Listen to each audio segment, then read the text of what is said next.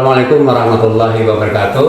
Sahabat tani dimanapun Anda berada, selamat berjumpa kembali dengan kami channel Balai Penyuluh Pertanian Kecamatan Amuntai Tengah, Kabupaten Hulu Sungai Utara, Provinsi Kalimantan Selatan. Sahabat tani, kita tahu bahwa pekarangan yang sempit ini banyak kita jumpai di daerah-daerah perkotaan, khususnya bagi mereka yang tinggal di perumahan atau bagi mereka yang tinggal di gang-gang sempit. Nah, kalau melihat pekarangan semacam ini identik tidak bisa dimanfaatkan. Nah, oleh karena itu pada kesempatan pertemuan kali ini kita akan membahas bagaimana caranya pekarangan yang sempit bisa kita manfaatkan untuk ditanami, khususnya tanaman buah. Oleh karena itu pada kesempatan pertemuan kali ini kami sengaja mengundang salah seorang narasumber yang biasa melakukan kegiatan tanaman buah untuk pekarangan, yaitu dengan Bapak Hamdani Rahman. Pak Hamdani Rahman ini selain penggiat di bidang tanaman, khususnya tanaman di pekarangan, beliau ini juga sebagai penyuluh swadaya di Kelurahan Sungai Malang, Kecamatan Amuntai Tengah, Kabupaten Hulu Sungai Utara. Oleh karena itu ikuti perbincangan saya dengan Bapak Hamdani Rahman. Semoga ada manfaatnya untuk kita semua. Baik, Assalamualaikum Pak Hamdani Rahman. Waalaikumsalam warahmatullahi wabarakatuh. Apa kabar Pak Hamdani Rahman? Alhamdulillah baik, sehat Pak. Pak Hamdani, tadi kan sudah di awal sudah saya sampaikan bahwa topik atau perbincangan kita pada hari ini kita akan membahas mengenai pemanfaatan pekarangan, khususnya lahan yang terdapat di muka rumah. Nah, kira-kira Pak Hamdani Rahman, sebelum kita berbincang ke arah itu, bisa diperkenalkan dulu kira-kira nih, nama siapa, umurnya berapa, tinggalnya di mana? Silakan Pak Hamdani. Assalamualaikum warahmatullahi wabarakatuh. Perkenalkan, nama ulun Hamdani Rahman, umur 36 tahun, domisili di Kelurahan Sungai Malang. Iya, ya.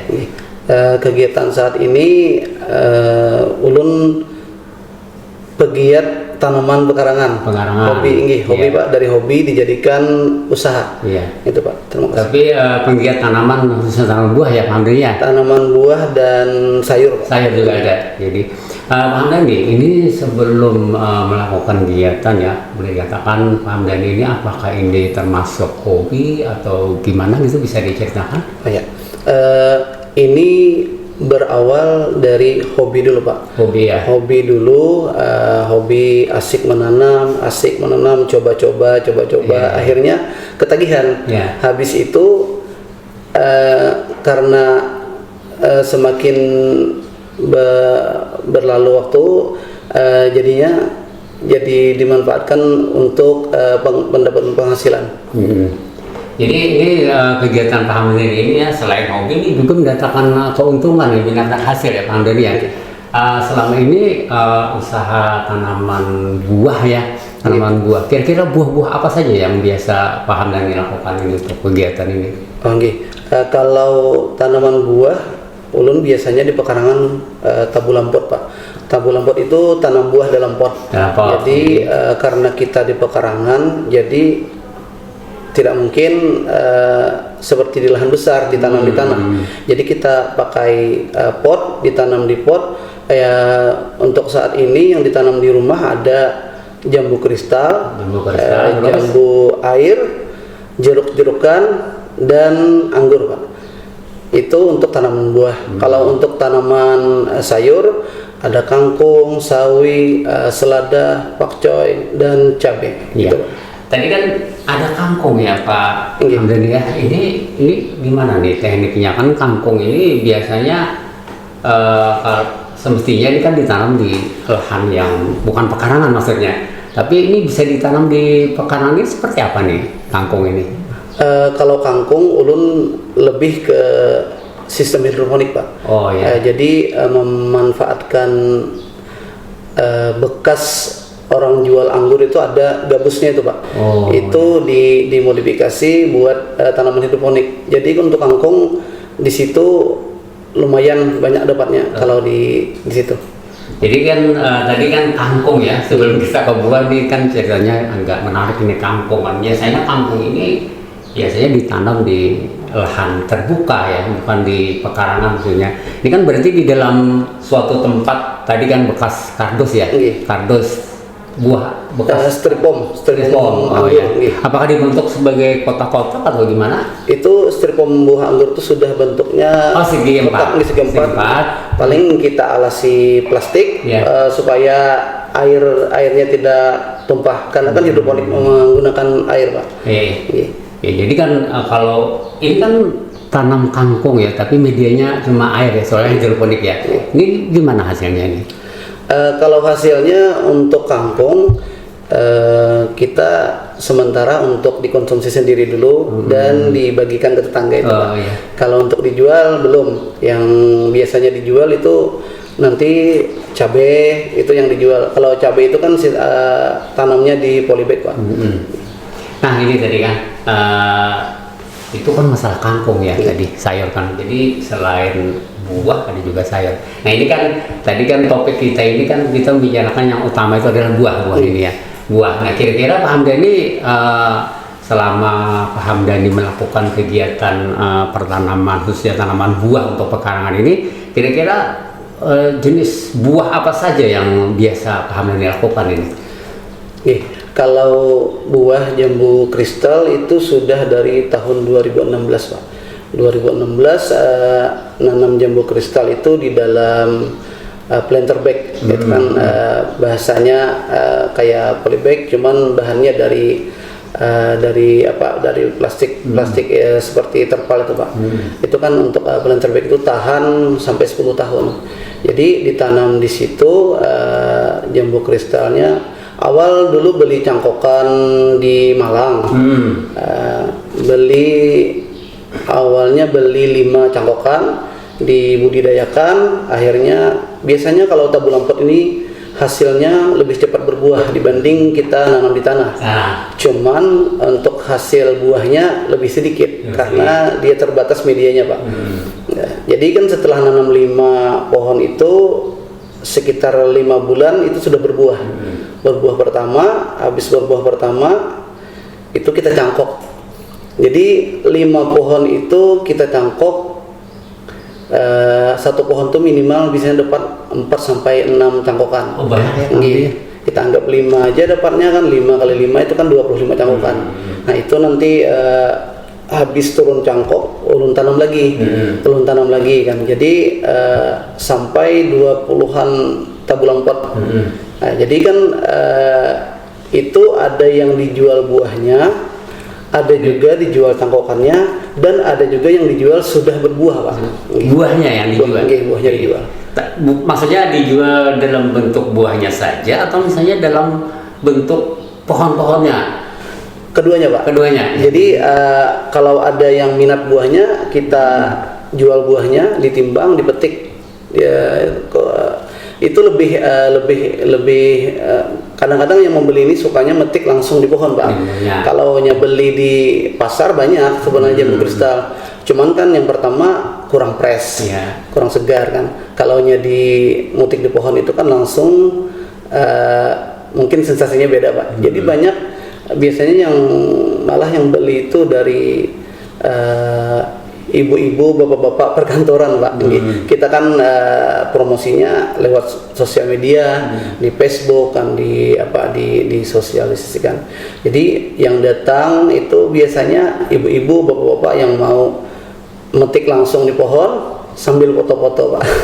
Jadi sebenarnya ini kalau kita melakukan kegiatan pertanaman khususnya di pekarangan yang tanamannya itu dalam pot, apalagi buah, ini kan biasanya daya tariknya memang sangat kuat sekali ya, utamanya bagi mereka yang tadi katakan Pak Hamdani bahwa yang banyak peminatnya itu bahkan biasanya mereka-mereka yang dari perkantoran yang biasa jarang ke luar rumah atau melihat pohon secara langsung, tapi begitu melihat tanamannya di muka rumah ini kan sensasinya agak lain ya. Nah tadi kan Pak Hamdani bercerita bahwa awalnya itu dari membeli bibit ya, bibit ya 5 pohon itu dicangkok. Nah selama kegiatan melakukan pencangkokan ini rangkaian kegiatan ini seperti apa nih Pak Hamdani? Jadi kalau untuk kita tanam awal dari cangkokan itu kan sekitar 5 bulan itu sudah berbuah kalau dalam pot, Pak. Jadi setelah berbuah tuh nunggu buahnya bisa dipanen itu sekitar 2 bulan sampai 2 bulan setengah. Jadi total untuk pembesaran pohon itu sekitar 7 bulan setengah dulu. Setelah 7 bulan setengah dipanen pertama itu sudah bisa dicangkok. Kalau batangnya sudah minimal sebesar kelingking tangan kita itu sudah bisa dicangkok. Kalau ulun biasanya itu makin besar batang yang dicangkok itu makin cepat berbuah, Pak. Ada yang besarnya kayak gagang sapu itu kalau ditanam 3-4 bulan sudah berbuah, Pak. Nah, jadi kan kita cangkok itu sampai berbuah itu 7 bulan setengah. Habis itu saat dicangkokkan itu menjadikan akarnya supaya tumbuh akar itu sekitar tergantung cuaca, Pak. Kalau cuacanya panas 1 bulan setengah itu akarnya sudah banyak. Tapi kalau musim hujan seperti ini itu sampai 2 bulan setengah, Pak, baru akarnya muncul. Terus tadi kan dari ini pencapaian ini perawatannya seperti apa nih, Pak Hamdan? Nah ini kalau untuk jambu kristal ini, Pak, kenapa jadi ulun memilih jambu kristal? Itu perawatannya mudah sekali. Dibanding dengan tanaman yang lain kan agak susah. Kalau jambu kristal ini yang penting pemupukan rutin, habis itu penyiraman rutin, mungkin 1 kali sehari, pemupukannya seminggu sekali itu, dan perawatan untuk pemberian pestisidanya rutin seminggu sekali itu insya Allah kemungkinan besar panen itu berhasilnya 100%. Nah ini kan Pak Hamdi ya, itu kan masalah jambu kristal ya. Ini kan tadi gimana nih minat orang melihat jambu kristal yang Pak Hamdi lakukan itu seperti apa? Kalau minat, maksudnya minat ini mau meniru atau misalnya dia mau membeli atau gimana? Kebanyakan dari pelanggan kita yang beli itu, Pak, datang ke rumah bilangnya mereka malas nanam. Jadi kan langsung mau yang berbuah aja. Nah jadi itu kebanyakan kan orang kita ini memulainya itu sulit, Pak. Jadi kalau malas menanam tapi hasilnya hendak yang baik gitu. Jadi dari Pak Hamdan yang dilakukan itu banyak orang ya katanya mau hasilnya aja, tapi mau melakukan apa yang seperti Pak Hamdan lakukan mereka agak malas ya. Memang lah Pak, itulah kebiasaan lah daripada masyarakat kita. Pak Hamdan ini selain jambu kristal apa saja kira-kira? Sekarang selain jambu kristal itu ada jeruk, jenis jeruk-jerukan, habis itu anggur, Pak. Anggur ini baru diminati sekitar jalan 2 tahunan lah, Pak. Cuman kalau untuk anggur sementara itu masih untuk konsumsi pribadi aja dulu, keluarga, tetangga lah. Kalau lebihan, kalau banyak panennya kan dibagi-bagikan ke tetangga. Belum lagi mencoba untuk seperti jambu kristal itu dicangkok atau di stek atau di okulasi, itu belum lagi, Pak. Belum dicoba karena kalau untuk anggur sendiri itu perawatannya lebih sulit, Pak. Tidak bisa karena hujan, habis itu tidak bisa media tanamnya lembab, itu beda dua. Kalau tabu lampot jambu kristal itu tanahnya itu hampir 75% daripada campuran lainnya itu nggak apa-apa. Cuman kalau anggur, kalau kebanyakan tanah itu airnya mengendap di dalam polybag itu bisa mati, Pak. Karena anggur ini maunya itu poros media tanamnya. Setelah kena suka air, tapi harus airnya turun habis. Jadi kan kalaunya anggur ini lebih lumayan sulit saat di musim hujan, Pak. Jadi sementara anggur itu hanya untuk sebatas konsumsi, Pak. Jadi sementara ini kan untuk buah anggur ya. Ini kalau misalnya untuk dijual buat sementara ini belum ya. Belum. Jadi tapi kan untuk konsumsi ya. Tapi kelihatannya berhasil ya, Pak Hamdan. Alhamdulillah, Pak, lumayan berhasil dibanding yang awal-awal. Kan awal-awal itu kan biasanya kalau awal pertanaman itu kalau mau ada bunganya gosong itu kan belum tahu tekniknya, tapi seiring berjalannya waktu sekarang sudah paham kalaunya gosong ini, kalaunya ini, oh ini penyakitnya sudah tahu Pak ini. Jadi kan anggur ini kan agak memang kalau misalnya ada anggur ditanam di pot ini kan menurut kami ya ini kan agak asing kan, sementara ini kan jarang kan anggur ini ditanam di pot, ternyata kan Pak Hamdani pernah melakukannya ya.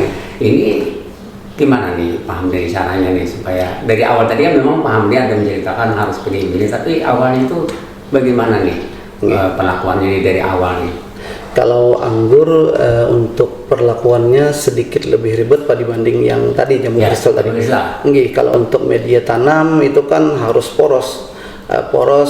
Maksud poros itu kan kalaunya air itu tidak bisa mengenang. Dia suka air kalau maunya setiap hari disiram.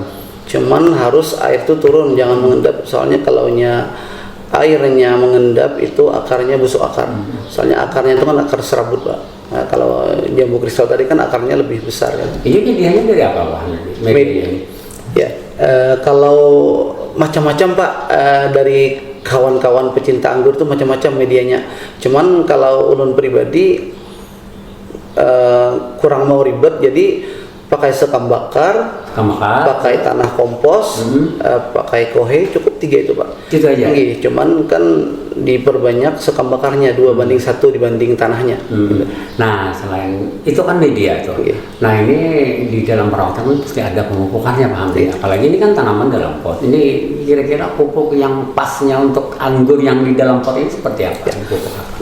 Kalau untuk pemupukan vegetatif sama tadi dengan jambu kristal ulun. Kalaunya pemupukan ulun memakai bahan-bahan pupuk organik Pak, POC organik.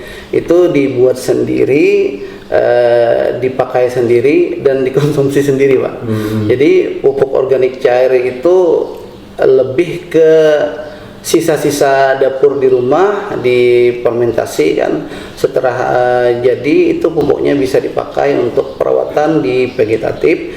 Dan nanti di fase generatif ada lagi pupuknya Pak, POC juga Pak. Cuman kalau untuk anggur itu lebih ke anggur ini kan kebanyakan kalau kawan-kawan pemula itu banyak yang sulit di membuahkannya Pak.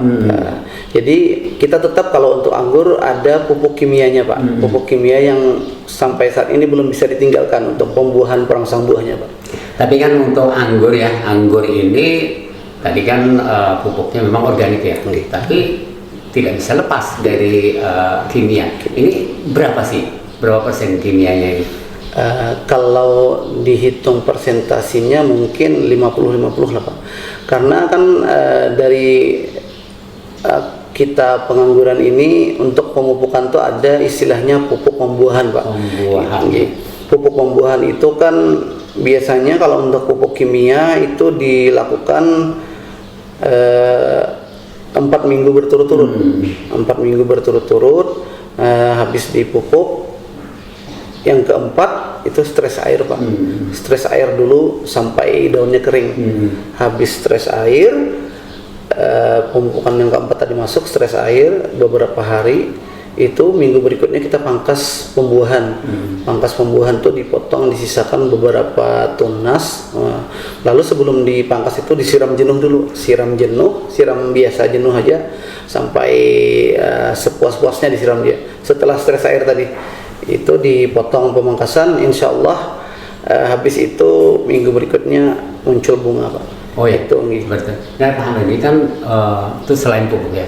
Ini kira-kira kendala apa sih yang mungkin selama Pak Hamdani melakukan kegiatan tanaman buah yang di dalam pot ini, kira-kira kendalanya ini apa nih kira-kira? Kalau untuk anggur itu kendalanya lebih ke pada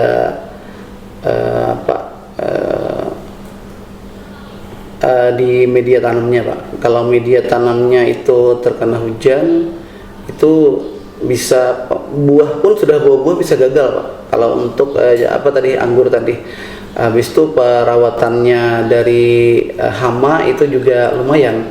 Soalnya di anggur ini biasanya di batang anggur itu ada yang namanya kutu perisai. Itu sangat sulit penanggulangannya. Kalau bagi saya Pak, kami mungkin kalau untuk kawan-kawan senior kan sudah biasa itu. Kutu perisai itu kalau kita semprot dengan insektisida itu dia kuat Pak, bahkan tidak mati. Jadi ada tekniknya untuk membasmi kutu perisai itu. Itu untuk itu. Untuk dari itu, yang kedua kendalanya di anggur ini jamur Pak. Jamur ini sering kalaunya hujan itu karena percikan hujan, atau kita biasa di sini kan tampias hujan Pak. Karena tampias itu Pak, kalaunya dilihatkan beberapa hari itu jadi jamur Pak. Jadi daunnya rusak karena jamur, serangan jamur, dan berpengaruh ke pertumbuhannya Pak. Itu. Jadi kayaknya kurang bagus ya kalau karena percikan air kayak ini anggur ini. Makanya kalau di rumah itu pakai atap Pak. Oh iya. Kalau ini kasih atap ya, atap pelindung agar supaya mengurangi percikan air ya. Jadi tadi kan kendalanya selain hama penyakit juga kendala lain seperti apa tadi? Media ya. Media. Soalnya anggur ini agak ribet ya. Ribet Pak, dibanding tadi kan jambu kristal ya. Nah makanya itu Pak, kalau sementara yang dijadikan usaha itu kan jambu kristal aja. Jambu kristal ini perawatannya mudah Pak. Bahkan paling biasa itu kena kutu putih aja Pak. Karena kutu putih biasanya itu nyaman disemprot pakai sabun cuci piring aja sudah beres Pak. Gitu. Untuk jambu kristal. Tapi kalau untuk anggur tidak bisa kira-kira ya. Agak sulit. Nah jadi selama ini yang memang yang agak Pak Hamdani lakukan itu yang banyak itu masalah jambu kristal. Ya. Tapi kan dari dua macam buah ini semuanya dalam pot ya, dalam pot ya. Dan ini memang solusi sebenarnya Pak Hamdani ya. Solusi kita bertanaman buah di pekarangan, apalagi kan pekarangan kita tadi agak sempit ya. Tapi dengan kita melakukan perlakuan, cara-cara, teknik inovasi yang Pak Hamdani lakukan, sehingga tanaman anggur pun bisa ditanam di dalam pot sebenarnya Pak Hamdani.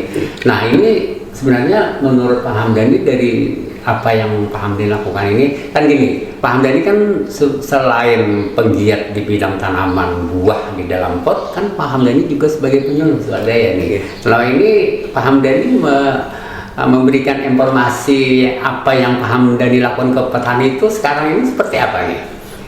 Itu untuk tanaman buah Pak. Iya. Biasanya kami kalau di kelompok tani ulun kenalkan tentang tabulam pot itu Pak. Tabulam pot, tanam buah dalam pot. Jadi keuntungannya apa, manfaatnya, dan itu kan untuk di pekarangan. Jadi kadang-kadang di kita di daerah Sungai Malang, di wilayah Sungai Malang ini kebanyakan lahannya lahan rawa dan pekarangan banyak pekarangan sempit.